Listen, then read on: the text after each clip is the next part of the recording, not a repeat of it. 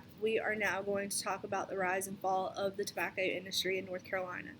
Alright, so right here you see where it reads tobacco is king, and that's not like a personal preference statement or anything like that, because that's not what I'm getting at. What I'm getting at is this was the slogan that you would see, especially with farmers, like it would be on their hats, it was t-shirts, like it was just a marketing like phrase, whatever, kind of like just do it or any of that.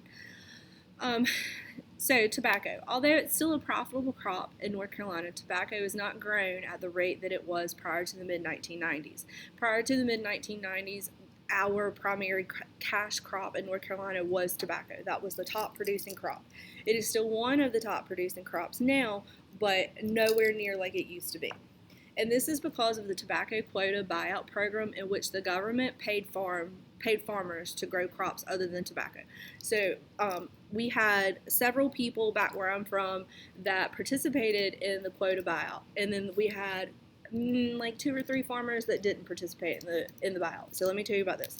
So with the buyout, basically the government would pay these farmers a substantial amount of money to agree that they would never grow tobacco again. So let's see, this was in the mid-1990s. So we're talking about like close to 30 years ago or so.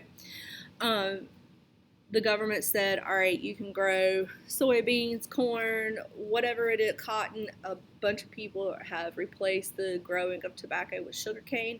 You'll see that out like in Pitt County. But anyway, the government would say, all right, here's the deal. We're going to give you this money, and we're going to buy out your ability to grow tobacco again. And if the farmer signed that, then they got a lot of money. However, with the agreement that it is illegal for that particular farmer to grow tobacco. Not for everybody, just that particular farmer, because basically he sold his rights to like be able to grow tobacco. So that was all fine and good for the farmers that took the buyout, because they got a lot of upfront money and they were able to reinvest and whatever.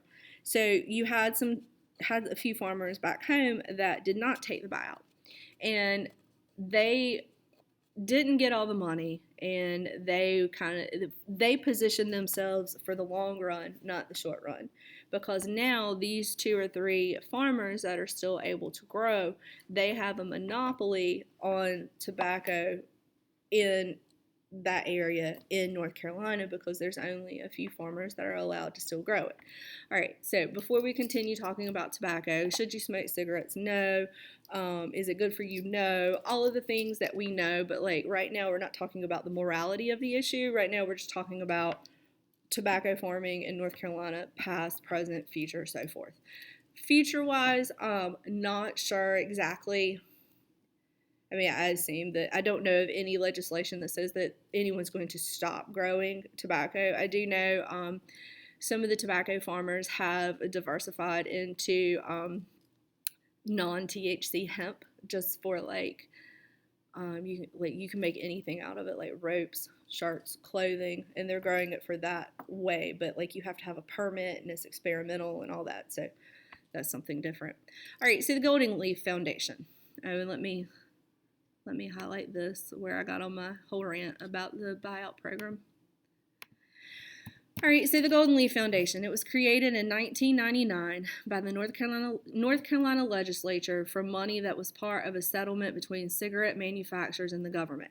All right, so around the same time that they had the buyout quota going on, there was this huge lawsuit that was going on between the government and the major tobacco or the major cigarette makers, like Philip Morris, R.J. Reynolds, which was up in Raleigh. That's what the old NC State basketball coliseum, that's the name of it. Anyway, all of those, there was this big government lawsuit, and the money from that lawsuit was used to create the Golden Leaf Foundation.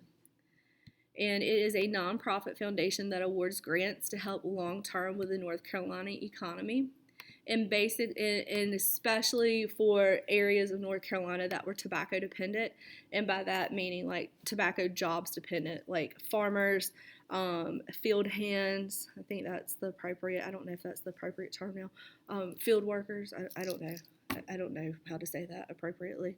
But anyway, people that worked in the field and like anybody to do with the industry, like the tobacco warehouse workers, like it was a huge industry, y'all. Like so much so, like, and keep in mind I'm old, but like growing up, we would go on field trips to the tobacco markets where they would have the auctions, and it was really like interesting to watch. But like that's totally unheard of now. Also I lived the little town that I lived in has a tobacco museum. If it puts any of this into perspective for you. Um, and it is like a real thing. Like it's a tobacco museum where like people go and like walk through and all that. So the Golden Leaf Foundation of North Carolina, the purpose of it was to help areas that were tobacco dependent, um, like a lower economic class and or rural, meaning like out in the country, like out away, like not in the urban area. And so your priority areas or the priority areas for the Golden Leaf Foundation included agriculture, job creation, and workforce preparedness. And some of the things that I've seen the Golden Leaf Foundation do, excuse me, it introduced biomedicine into Johnston County, Wilson County, that whole area that used to be like so heavily tobacco dependent as far as jobs and stuff like that. They have recreated an industry or created an industry in biomedicine that has kind of taken the place of some of the jobs that were lost by the tobacco buyout and all that stuff. And also the Golden Leaf Foundation, they do some grants for public schools, especially related to STEM. So there's that. So that's all for our past, present, and future industries of North Carolina for now. Make sure that you have highlighted all of this. Let's go on and highlight that too, because that's important. Just highlighting away. We'll highlight Golden Leaf Foundation. All right, so if you have any questions, please email me, and y'all have a great day. Bye, y'all.